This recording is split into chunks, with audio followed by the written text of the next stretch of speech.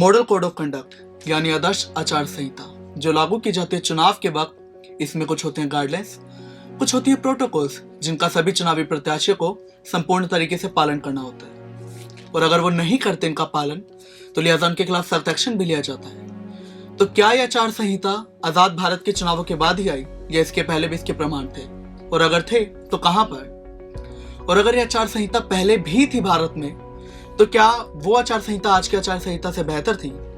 आज इन्हीं सवालों के जवाब हम आपको देंगे। नमस्कार, मैं हूं ओम पांडे, स्वागत है आपका स्पेन नेटवर्क के प्रोग्राम आधुनिक इतिहास में।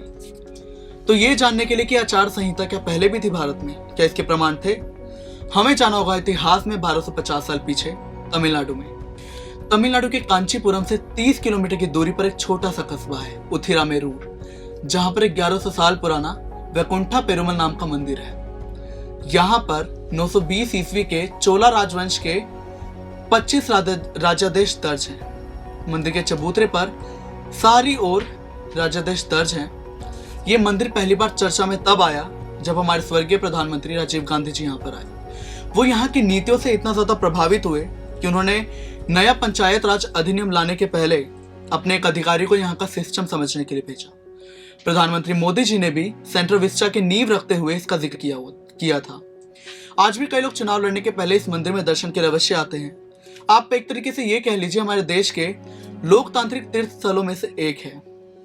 तो ये था हमारे पहले और दूसरे सवाल का जवाब कि हमारे देश में आचार संहिता पहले भी थी। बिल्कुल थी, और कहां पर थी? तमिलनाडु में। तो अब हम बात करते हैं चुनावी प्रक्रिया की कि कैसे चुनाव यहाँ पर लड़े जाते थे। तो इन चुनावी प्रक्रिया में हर कोई हिस्सा ले सकता था, हर वर्ग का इंसान इसमें हिस्सा ले सकता था, हर आयु का इंसान इसमें हिस्सा ले सकता था। यहाँ पर कुल 30 वार्ड थे जिनमें 30 जनप्रतिनिधियों को चयनित किया जाता था। चुनावों के दिन पंचायत बैठाई जाती थी जिसमें बच्चे बुजुर्ग सभी को बुलाया जाता था, लेकिन जो लोग तीर्थ यात्रा पे जाते थे और जो लोग बीमार होते थे उन्हें छूट थी चुनाव में ना आने की। ये एक बैलेट सिस्टम के तरीके से चुनाव लड़ा जाता था। चुनाव में बैलेट सिस्टम में जैसे होता है कि हम नाम लिखते हैं, वैसे ही ताड़ पत्र पे नाम लिखे जाते थे।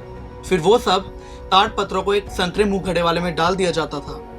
फिर एक पुजारी एक बच्चे से ताड़ पत्र को निकलवाता था और सबके सामने वो नाम पढ़ता था, लेकिन सबसे बुजुर्ग पुजारी ही विजेता का नाम घोषित करता था। योग्यता के अनुसार इन 30 जनप्रतिनिधियों को सिंचाई तालाब, बाग परिवहन, स्वर्ण परीक्षण, कारोबार, कृषि सूखा, इन सभी के लिए कमेटियां गठित की जाती थी जैसा आजकल होता है।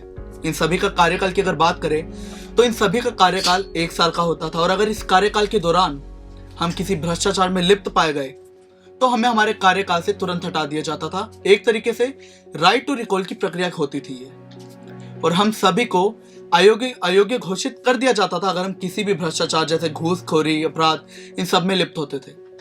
तो अब हम जाते अपने तीसरी सवाल की ओर कि क्यों यह आचार संहिता हमारी आज की आचार संहिता से बेहतर थी। तो सबसे पहले हम जानते हैं आचार संहिता की योग्यता क्या थी, चुनाव लड़ने की योग्यता क्या थी। तो सबसे पहली बात, ईमानदार और शिक्षित होना सबसे बड़ी योग्यता थी। चुनाव लड़ने की न्यूनतम उम्र 35 वर्ष और अधिकतम 70 वर्ष थी। ईमानदारी की कमाई, टैक्स पेयर होना और साथ ही आधा एकड़ टैक्स पेड जमीन होना यह अनिवार्य था। और साथ ही आप सभी को, जो भी चुनाव लड़ रहे थे, उन सभी को न्यूनतम शिक्षा और वेदों का ज्ञान होना अनिवार्य था। उन सभी को अपनी संपत्ति, अपने आय, अपने खर्च, इन सभी का ब्यौरा चुनाव आयोग को देना होता था जो ये चुनाव करवाता था, और अगर वो नहीं देते तो उन्हें अयोग्य घोषित कर दिया जाता था। अगर बात करें सबसे मुख्य मुद्दे की, वो ये था कि अगर कोई भी भ्रष्टाचार में या कोई भी आपराधिक मामले में लिप्त हो, किसी मामले में अपराधी पाए जाए तो उन्हें तुरंत अयोग्य घोषित कर दिया जाता था, और साथ ही उनके ससुराल वालों को भी ताउम्र अयोग्य घोषित कर दिया जाता था। और अगर कोई भी पारिवारिक व्यभिचार, अवैध संबंध और दुष्कर्म का दोषी पाया जाए तो उसे 1 पीढ़ी के लिए नहीं, उसकी 7 पीढ़ी को अयोग्य घोषित कर दिया जाता था। पारिवारिक व्यभिचार का मतलब होता है कि अगर एक परिवार के लोगों में ही शारीरिक संबंध हो, उसे पारिवारिक व्यभिचार कहते हैं। जो कोई मदिरापान करता था, जो कोई घूसखोरी या डकैती, कुछ भी अपराधों में लिप्त पाया जाए, शामिल हो उसमें, तो उसे अयोग्य घोषित कर दिया जाता था। कितनी ताज्जुब की बात है, हमारे जो आचार संहिता थी, जो हमारे देश में पहले भी थी, आजाद भारत के पहले भी, कितनी सख्त थी। भ्रष्टाचार को तो उसमें पूर्ण तरह से कटाक्ष के रूप में लिया गया था, उसे पूरी तरह से क्रिटिसाइज किया गया था। तो हमें अपने प्राचीन इतिहास से सीख क्यों नहीं लेनी चाहिए? आज की आचार संहिता देखिए, स्टैंड करती है इसके मुकाबले में। ईमानदारी हमारे लोकतंत्र में दर्ज तो है, लेकिन क्या नेता ईमानदार है? पहले अपराध करने पर अयोग्य घोषित किया जाता था, लेकिन यहाँ पर तो नेता लोग बेल में आते हैं, चुनाव लड़ते हैं और अगर जीत जाए तो अपनी ठाट बाट से मामला भी दबा देते हैं। खैर, भ्रष्टाचार तो हमारे समाज का एक गुण है जो हमें खाता जा रहा है, हमारे समाज को खाता जा रहा है। उम्मीद है हमारी आज की इस पेशकश से आपके ज्ञान में वृद्धि जरूर हुई होगी। खैर, आज की हमारी पेशकश में इतना ही। मुलाकात होगी आपसे फिर कल, तब तक के लिए देखते रहिए एसपी नेटवर्क।